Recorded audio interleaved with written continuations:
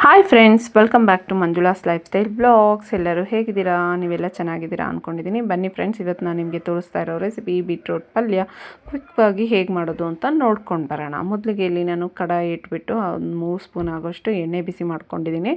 ಇದಕ್ಕೆ ನಾನು ಒಂದು ಅರ್ಧ ಸ್ಪೂನ್ ಆಗೋಷ್ಟು ಸಾಸಿವೆ ಹಾಕ್ಕೊಂಡಿದ್ದೀನಿ, 1 ಟೇಬಲ್ ಸ್ಪೂನ್ ಆಗೋಷ್ಟು ಕಡಲೆಬೇಳೆ ಹಾಕ್ಕೊಂಡಿದ್ದೀನಿ.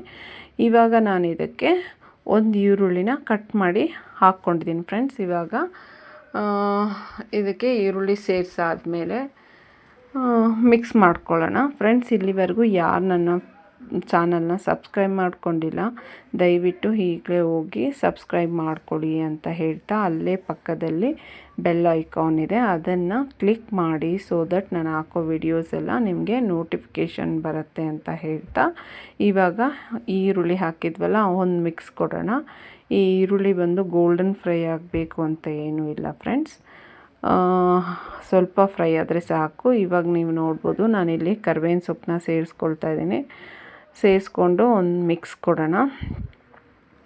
ಈರುಳ್ಳಿ ಸ್ವಲ್ಪ ಫ್ರೈ ಆಗಬೇಕು. ಇವಾಗ ನೀವು ನೋಡ್ಬೋದು ಫ್ರೈ ಆಗ್ತಾ ಇದೆ. ಇವಾಗ ಇದಕ್ಕೆ ನಾವು ಒಂದು 1/4 ಸ್ಪೂನ್ ಆಗೋಷ್ಟು ಇಲ್ಲಿ ನಾವು ಅರಿಶಿನ ಹಾಕ್ಕೊಳ್ಬೇಕು ಫ್ರೆಂಡ್ಸ್. ಇವಾಗ ನಾನು ಹಾಕ್ಕೊಂಡಿದ್ದೀನಿ ನೋಡಿ. ಇವಾಗ ಮಿಕ್ಸ್ ಮಾಡ್ಕೊಳ್ಳೋಣ.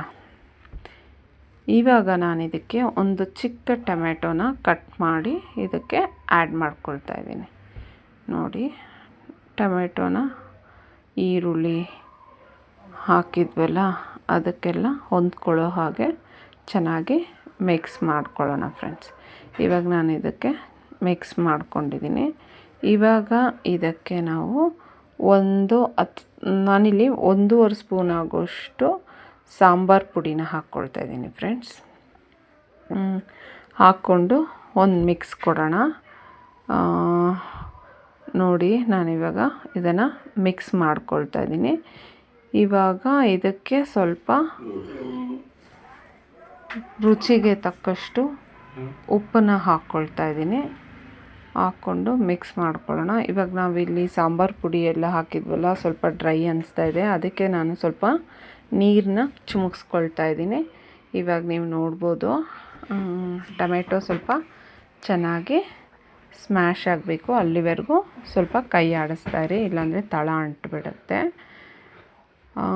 ಇವಾಗ ಚೆನ್ನಾಗಿ ಟೊಮೆಟೊ ಎಲ್ಲ ಸ್ಮ್ಯಾಶ್ ಆಗ್ತಾಯಿದೆ. ಚೆನ್ನಾಗಿ ಇದನ್ನು ತಿರುಗಿಸ್ಕೊಡೋಣ. ಇಲ್ಲಿ ನಾನು 2 ಬೀಟ್ರೋಟನ್ನ ಸಿಪ್ಪೆ ತೆಗೆದು ತೊಳೆದು ಮತ್ತು ತುರಿದಿಟ್ಕೊಂಡಿದ್ದೀನಿ ಫ್ರೆಂಡ್ಸ್. ಇಲ್ಲಿ ನೋಡ್ಬೋದು ನಾನಿವಾಗ ಇದಕ್ಕೆ ಹಾಕ್ಕೊಳ್ತಾ ಇದ್ದೀನಿ. ಹಾಕ್ಕೊಂಡು ಚೆನ್ನಾಗಿ ಮಿಕ್ಸ್ ಮಾಡ್ಕೊಳ್ಳೋಣ ಫ್ರೆಂಡ್ಸ್. ಇಲ್ಲಿ ನಾನು ಕಟ್ ಮಾಡ್ಕೊಂಡಿಲ್ಲ, ತುರಿದಿರೋದು, ಹಾಗಾಗಿ ಈ ಪಲ್ಯ ಬೇಗ ಆಗೋಗ್ಬಿಡುತ್ತೆ.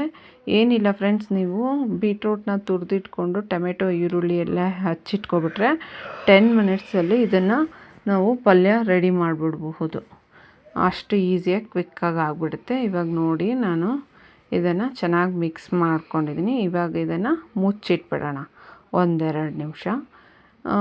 ಮಧ್ಯ ಮಧ್ಯ ಕೈ ಆಡಿಸ್ತಾ ಇರಬೇಕು ಫ್ರೆಂಡ್ಸ್, ಇಲ್ಲಾಂದರೆ ತಳ ಅಂಟ್ಬಿಡುತ್ತೆ. ಇವಾಗ ನೋಡಿ ನಾನು ಮುಚ್ಚಿಟ್ಟಿದ್ದೆ ಅಲ್ವಾ, ಇವಾಗ ಚೆನ್ನಾಗಿ ಒಂದು ಮಿಕ್ಸ್ ಮಾಡ್ತಾಯಿದ್ದೀನಿ. ಈ ಥರ ಒಂದು 5 ನಿಮಿಷ ಮುಚ್ಚಿಟ್ಬಿಟ್ಟು ಮಧ್ಯ ಮಧ್ಯ ಕೈನ ಆಡಿಸ್ತಾ ಇರಬೇಕು. ಇವಾಗ ಇಲ್ಲಿ ನಾನು ಸ್ವಲ್ಪ ಕಡಲೆ ಬೀಜನ ತರಿಯಾಗಿ ಮಿಕ್ಸಿಗೆ ಹಾಕ್ಕೊಂಡು ಇದಕ್ಕೆ ಸೇರಿಸ್ಕೊಳ್ತಾ ಇದ್ದೀನಿ. ಇವಾಗ ಇದನ್ನು ಚೆನ್ನಾಗಿ ಮಿಕ್ಸ್ ಮಾಡೋಣ. ಮಿಕ್ಸ್ ಮಾಡಿಬಿಟ್ಟು ನಾನಿಲ್ಲಿ ಮತ್ತೆ ಮುಚ್ಚಿಡ್ತಿದ್ದೀನಿ 1-2 ನಿಮಿಷ. ಇವಾಗ ಮತ್ತೆ ಕೈ ಆಡಿಸ್ತಿದ್ದೀನಿ, ಯಾಕೆಂದರೆ ನಾವು ಇದಕ್ಕೆ ನೀರು ಸೇರಿಸಿಲ್ಲ ಫ್ರೆಂಡ್ಸ್, ಇದು ಆವಿಯಲ್ಲೇ ಬೇಯುತ್ತೆ. ಹಾಗಾಗಿ ನಾವು ಮಧ್ಯ ಮಧ್ಯ ಮಿಕ್ಸ್ ಮಾಡ್ತಾ ಇರಬೇಕು, ಇಲ್ಲಾಂದರೆ ತಳ ಅಂಟ್ಬಿಡುತ್ತೆ. ಇವಾಗ ನೀವು ನೋಡ್ಬೋದು ಮತ್ತು ನಾನು ತಿರುಗಿಸ್ಬಿಟ್ಟು ಮುಚ್ಚಿಡ್ತಾಯಿದ್ದೀನಿ. ಆಲ್ರೆಡಿ ಪಲ್ಯ ರೆಡಿಯಾಗಿದೆ. ಇವಾಗ ನಿಮಗೆ ನಾನು ಒಂದು ಸತಿ ಮಿಕ್ಸ್ ಮಾಡಿಬಿಟ್ಟು ತೋರಿಸ್ತಾ ಇದ್ದೀನಿ ನೋಡಿ ಫ್ರೆಂಡ್ಸ್. ನೀರೊಂಚೂರು ಇಲ್ಲ, ಆವಿಯಲ್ಲೇ ಎಲ್ಲ ಬೆಂದಿದೆ.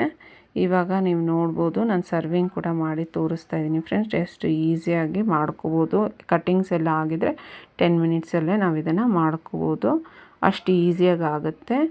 ಮತ್ತು ಇದನ್ನು ನಾನು ಅಕ್ಕಿ ರೊಟ್ಟಿ ಜೊತೆ ಸರ್ವಿಂಗ್ ಮಾಡಿದ್ದೀನಿ. ನೀವು ನೋಡ್ಬೋದು ಕಲರ್ಫುಲ್ಲಾಗಿದೆ.